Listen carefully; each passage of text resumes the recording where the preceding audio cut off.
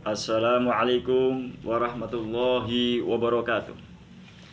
Mari di hari ini kita bersama-sama untuk melanjutkan belajar tentang ilmu nahwu.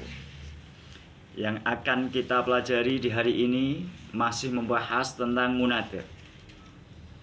Di pelajaran kemarin dijelaskan bahwa munada ada 5 macam. Nomor 1 adalah munada mufrad alam.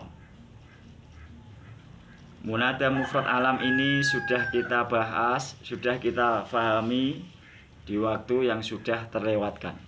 Sekarang kita tinggal mempelajari munada yang nomor 2 sampai ke nomor 5. Munada yang nomor 2 adalah munada nakiroh maksudah. Munada nakiroh maksudah berarti munada yang berupa isim nakiroh. Maksudah maksudnya adalah yang dipanggil sudah dituju oleh orang yang memanggil. Misalnya, saya memanggil seorang lelaki. Ya rojulu. Hei orang lelaki. Lafadz rojulu ini disebut isim nakiroh. Terus waktu saya memanggil ini sudah saya tuju karena saya melihat orang yang saya panggil. Artinya orang yang saya panggil itu sudah saya tentukan dan sudah saya tuju. Karena yang dipanggil ini sudah saya tuju, berarti maksudah. Kalau nakiroh maksudah dijadikan munada, ini disebut munada nakiroh maksudah yang berada di urutan nomor 2. Nomor 1 kan munada mufrad alam. Nomor 2 munada nakiroh maksudah yang contohnya ya rojulu, artinya hei orang lelaki. Sekarang kita melanjutkan munada yang nomor 3, yaitu munada nakiroh ghairul maqsudah. Sekarang kita pahami bersama-sama. Kenapa kok disebut nakiroh ghairul maqsudah? Artinya nakiroh berupa isim nakiroh, ghairul maqsudah maksudnya yang dipanggil belum dituju oleh orang yang memanggil. Sekarang mari kita contohkan. Misalnya ada orang yang buta. Orang yang buta ini pergi di pasar. Pastikanlah orang buta itu bepergian dengan sendirian. Ketika di pasar, orang buta ini membutuhkan pertolongan. Namanya orang buta pasti membutuhkan pertolongan. Orang buta membutuhkan pertolongan. Orang buta ini memanggil seorang lelaki. Memanggilnya seperti ini. Ya rojulan khudh biyadi. Hei orang lelaki, peganglah tangan saya. Rojulan ini disebut isim nakiroh. Terus juga disebut munada. Tapi disebut munada ghairul maqsudah. Karena apa? Karena yang dipanggil ini belum dituju atau belum ditentukan oleh orang yang memanggil. Tadi yang memanggil kan orang yang buta. Orang yang buta mana bisa menentukan atau menuju pada orang yang dipanggil. Berarti waktu orang yang buta ini memanggil, ini yang dipanggil belum ditentukan. Nanti yang menolong seorang lelaki si A, si B, si C masih belum ditentukan. Karena yang dipanggil ini belum ditentukan, belum dituju, berarti disebut ghairul maqsudah. Kalau nakiroh ghairul maqsudah dijadikan munada, ini disebut munada yang nakiroh ghairul maqsudah. Contoh nakiroh ghairul maqsudah yaitu tadi yang diucapkan oleh orang buta yang kalimatnya ya rojulan khudh biyadi. Hei orang lelaki, peganglah tangan saya. Sekarang kita lanjutkan memahami munada yang nomor 4, yaitu munada mudhof.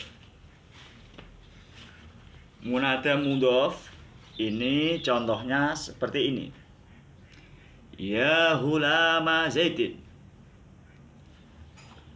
Hulama Zaidin ini berupa munada, disebut mudhof karena lafadznya ini dimudhofkan. Ulama ini mudhof, dimudhofkan, artinya mudhof ini disandarkan pada lafadz Zaidin. Zaidin ini disebut mudhof ilaih karena disandari. Berarti mudhof ilaih ialah lafadz yang disandari oleh mudhof.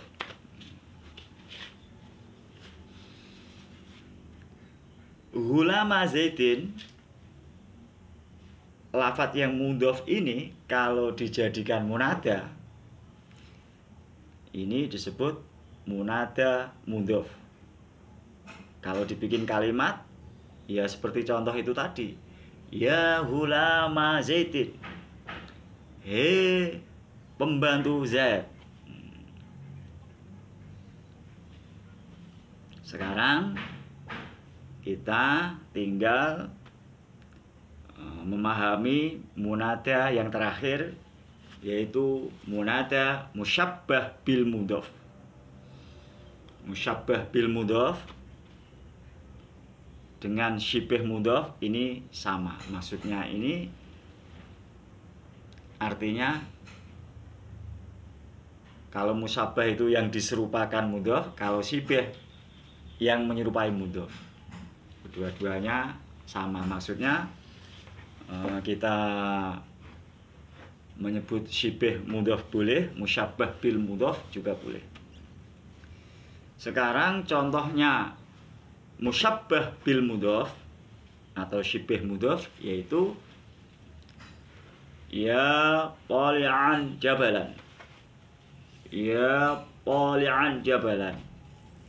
Tali'an jabalan ini munada musyabbah bil mudhof atau munada syibih mudhof. Terus kenapa disebut musyabbah bil mudhof atau syibih mudhof? Sebenarnya kalau kita masih ingat di pelajaran kemarin, kita ini sudah mempunyai bekal pengertian atau pengetahuan tentang musyabbah bil mudhof atau syibih mudhof. Karena apa? Karena syibih mudhof atau musyabbah bil mudhof ini sudah kita pelajari di hari-hari yang kemarin. Sekarang musyabbah bil mudhof ini gimana? Musyabbah bil mudhof yaitu mattasala bih, ay ittasala bi syai'un min tamami maknahu. Kalau kita artikan dengan arti yang lebih mudah,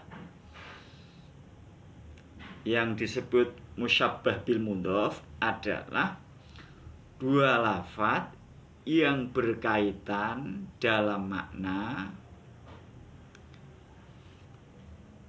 agar bisa mempunyai arti yang sempurna atau arti yang bisa difahami. Itu disebut musyabbah bil mudhof. Terus kalau kita praktekkan, maksudnya pengertian syibih ini atau pengertian musyabbah bil mudhof ini kita praktekkan atau kita pahami. Toli'an jabalan ini disebut syibih mudhof.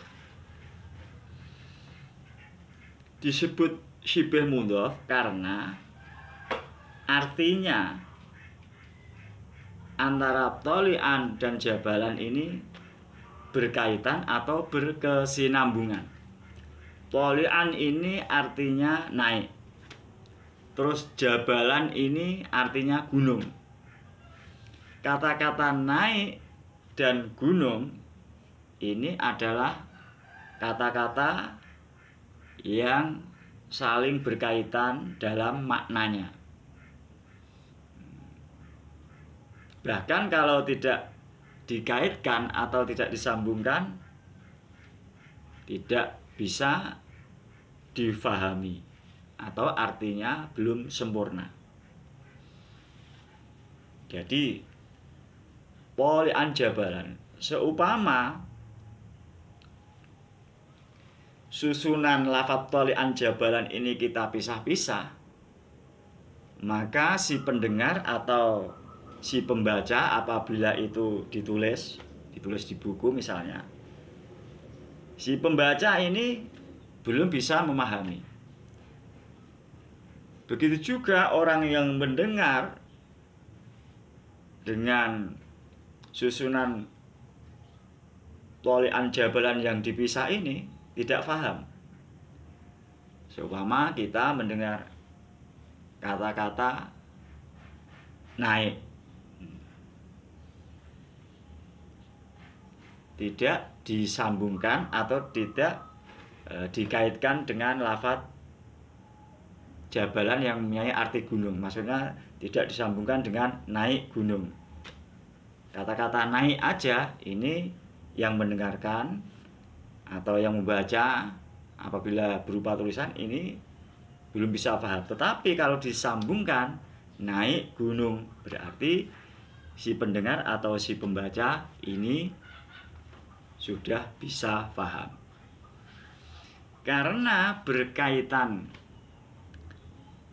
dalam makna yang seperti mudhof ini, maka disebut syibih mudhof. Kalau kita pahami dari segi arti syibih itu kan diserupakan. Kata-kata diserupakan berarti tidak asli. Sekarang mudhof yang asli itu gimana? Mudhof yang asli ini adalah mudhof yang berkaitan dalam lafadz dan maknanya. Ini mudhof yang asli. Contoh hulama zaitin. Hulama zaitin ini berkaitan baik dalam makna atau lafadznya. Artinya hulama zaitin, lafadznya ini bisa dijadikan mudhof dan mudhof ilaih. Hulama zaitin, maksudnya zaitin ini bisa dimudhofi oleh mudhof, dan zaitin ini juga bisa dijadikan mudhof ilaih. Kita bisa mengatakan bahwa zaitin ini bisa jadi mudhof ilaih karena lafadz zaitin ini bisa dibaca jer. Karena mudhof ilah ini i'rabnya, hukumnya harus dibaca jer. Karena Zaidin ini bisa dibaca jer dan Hulam ini bisa dimudhofkan pada lafadz Zaidin, ini lah yang disebut dengan berkaitan dalam lafadznya. Terus yang berkaitan dalam segi arti atau segi makna, ulama ini artinya pembantu. Zaidin ini nama orang. Ulama Zaidin, pembantu Zaid. Makna pembantu dan makna Zaid kalau disambungkan ini berkesinambungan. Maksudnya ini bisa menjadi arti yang bisa difahami. Bahkan apabila dipisah tidak bisa difahami artinya. Seumpama ada orang berkata pembantu, ini pendengar, ini belum paham. Dan apabila ditulis si pembaca juga belum paham. Beda kalau disambungkan pembantu Zaid. Maksudnya artinya kalau disambungkan pembantu Zaid, ini si pendengar atau si pembaca bisa paham. Karena berkaitan dalam lafadz dan berkaitan dalam maknanya, ini disebut mudhof yang asli. Kalau mudhof yang diserupakan berarti tidak mudhof asli, ini hanya berkaitan dalam maknanya saja. Dalam lafadznya, atau kalau kita lihat dari segi lafadznya, tidak berkesinambungan atau tidak berkaitan. Contoh toli'an jabalan. Toli'an jabalan ini adalah syibih mudhof. Toli'an jabalan ini belum kita pakai sebagai munada. Ya, kita pakai untuk memahami antara mudhof dan syibih mudhof, gitu aja. Toli'an ini mudhof, toli'an jabalan ini disebut syibih mudhof karena dalam arti berkaitan.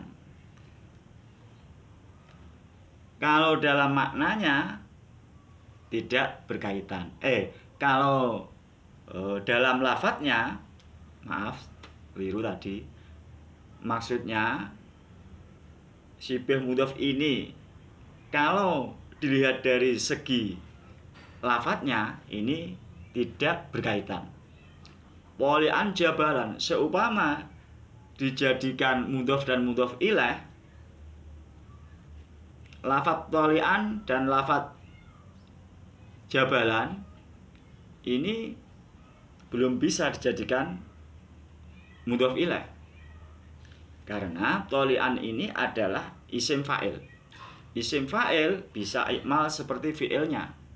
Kalau bisa ikmal seperti fi'ilnya berarti membutuhkan maf'ul. Jadi jabalan ini seumpama kok dijadikan mudhof ilah tidak bisa karena sudah terkena hukum nasab sebab menjadi maf'ulnya lafadz toli'an. Jadi harus dibaca nasab, toli'an jabalan. Sedangkan mudhof ilah ini harus dibaca jer. Dan jabalan ini kalau dibaca jer tidak boleh karena jadi maf'ulnya lafadz toli'an.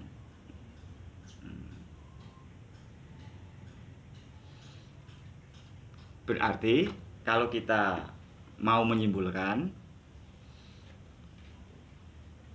tentang mudhof dan syibih mudhof, kalau mudhof ini dua lafadz yang berkaitan dalam lafadz dan maknanya. Kalau syibih mudhof ini dua lafadz yang berkaitan hanya dalam maknanya saja, tidak berkaitan dalam lafadznya. Jadi kembali lagi, munada yang nomor 5 ini adalah munada syibih mudhof yang contohnya ya qali'an jabalan, hei orang yang naik gunung. Saya kira sudah cukup, semoga bermanfaat. Wassalamualaikum warahmatullahi wabarakatuh.